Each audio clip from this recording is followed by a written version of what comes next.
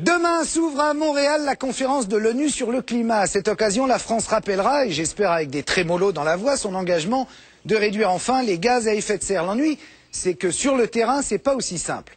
Par exemple, à Villeneuve-sur-Lot, les véhicules municipaux n'ont pas le droit de fonctionner au biocarburant. En effet, il semble qu'il y ait comme un léger problème avec notre législation qui est complètement inadaptée. Arnaud Muller a donc tenté de faire le plein d'huile malgré le vide juridique. Villeneuve-sur-Lot, depuis un mois. Une dizaine de camions poubelles roulent avec un tout nouveau carburant. Adieu le pétrole, vive la planète. 100% tournesol, sachez-le à présent, l'huile de votre salade est aussi bonne pour vos véhicules. Ça va, ça tire pareil, ça marche pareil. Ça va, les godames.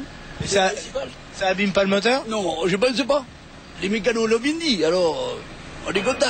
Pour l'instant, ces camions roulent avec 30% d'huile de tournesol mélangée au traditionnel diesel. Et ça marche, sans aucune modification sous le capot. À terme, on veut atteindre les 100%.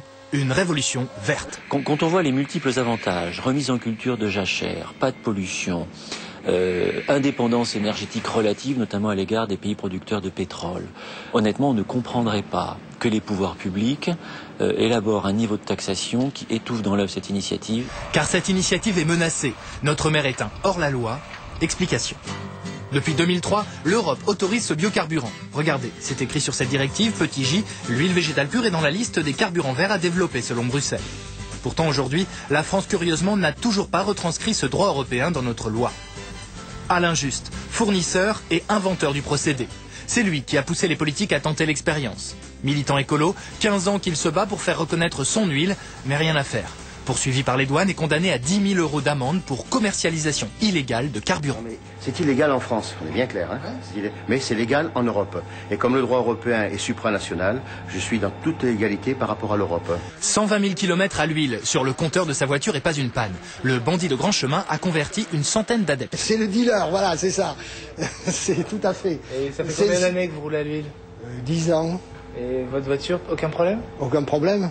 Nous, on a demandé des études depuis 10 ans de mettre en application. Jamais aucun ministre n'a voulu nous donner l'autorisation de faire des expérimentations. Effectivement, aucune étude indépendante n'a été menée sur le sujet. Mais à Paris, désormais, des politiques soutiennent l'huile d'Alain Juste. Il y a un mois, ce député centriste a proposé sa commercialisation, mais nos élus ont dit non. Ça bloque, à mon avis, au niveau du ministère de l'économie et des finances, parce qu'ils ont peur qu'il y ait un vrai appel d'air sur les huiles végétales pures et qu'il y ait un appel de perte de recettes fiscales. C'est un vrai débat, il faut qu'on le regarde, mais on peut pas aller on peut pas aller contre une piste d'avenir. La grande peur à Bercy. Si l'huile se répandait, ce sont autant de recettes fiscales qui s'envoleraient pour le ministère des Finances, qui taxe les produits pétroliers. Notre ministre est inquiet. L'huile végétale pure, ça fonctionne aujourd'hui. Pourquoi c'est toujours taxé en France alors qu'il y a une directive européenne qui... Il y a beaucoup d'autres solutions qui sont aujourd'hui à l'étude et nous essayons aujourd'hui de les développer, en particulier tout ce qui concerne les biocarburants, avec une volonté d'accroître évidemment la consommation des biocarburants en France. Il y a une directive européenne qui n'est pas appliquée en France. Donc ça fait partie effectivement des missions aujourd'hui qui sont à l'étude par François Loos dans l'intérêt de nos clients. On va aller voir François Loos alors.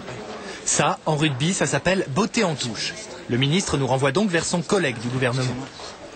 L'huile végétale pure, c'est moins cher, c'est écolo, et il n'y a pas de rejet de CO2. C'est moins cher parce que c'est pas taxé. Oui. Mais c'est plus écolo, vous êtes d'accord? Il n'y a pas de rejet. Il n'y a pas de rejet, oui, si on veut, oui, c'est pour ça qu'on développe le biocarburant. Qu'est-ce que vous voulez que je vous dise? On est en train de... C'est long, c'est long. Mais pas du tout. La planète va mal, monsieur le ministre. Oui, oui. Faut agir. Vous y connaissez où Oui, je m'y connais. Eh ben, on s'en occupe. Et c'est vrai qu'il s'en occupe, notre ministre. 15 jours plus tard, nous le retrouvons à Bercy pour une table ronde sur les biocarburants. Autour de lui, les grands pétroliers, les constructeurs automobiles, les partisans de l'agriculture intensive sont là. Que des poids lourds du lobbying français. Un grand absent, Alain Juste, le promoteur de l'huile végétale. Fallait pas l'inviter. Pourquoi vous n'avez pas invité Alain Juste de Valénergol qui produit cette huile végétale pure? Il aurait été heureux d'être là pour pouvoir discuter biocarburant. Eh bien, écoutez, je suis content que vous connaissiez des gens qui peuvent vous en dire plus que moi. Et je vous remercie de votre attention. Excusez-moi, monsieur, vous avez parlé de... En fait, ici, l'huile végétale pure a très mauvaise presse. Pour les constructeurs automobiles, ça encrasserait les moteurs. Les qualités requises pour constituer un carburant diesel ne sont pas remplies par les huiles végétales pures. Pourquoi? La viscosité et on va dire la résistance à l'oxydation. Et pour les pétroliers, le tournesol serait plus sale que le pétrole. Incroyable. Ça pollue moins, ça c'est sûr. Non, au contraire. Plus. Au contraire, parce qu'effectivement les analyses qu'on a faites montrent que ça émet à peu près 2 fois plus de polluants. Faux, car sur la question, tous les experts l'admettent, l'huile pollue moins. Même les scientifiques de la très gouvernementale Agence de l'énergie. Vous reconnaissez que c'est un carburant, c'est un biocarburant intéressant en termes d'émissions de CO2, il y en a presque pas, c'est ça? Oui, il y en a beaucoup moins puisque la consommation énergétique pour l'obtenir est plus faible que pour d'autres. Pour le moment, dans notre pays, on a donc écarté l'option la moins polluante au profit de 2 autres biocarburants, le diester et l'éthanol. Ils polluent davantage et ne se diluent qu'à très faible dose dans le diesel et l'essence. Mais tout le monde est content. Les pétroliers comme les constructeurs automobiles gardent le marché.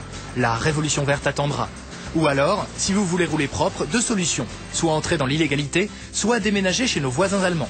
Là-bas déjà 500 pompes à huile fonctionnent et pour l'instant les moteurs ont la frite. Roule ma fleur.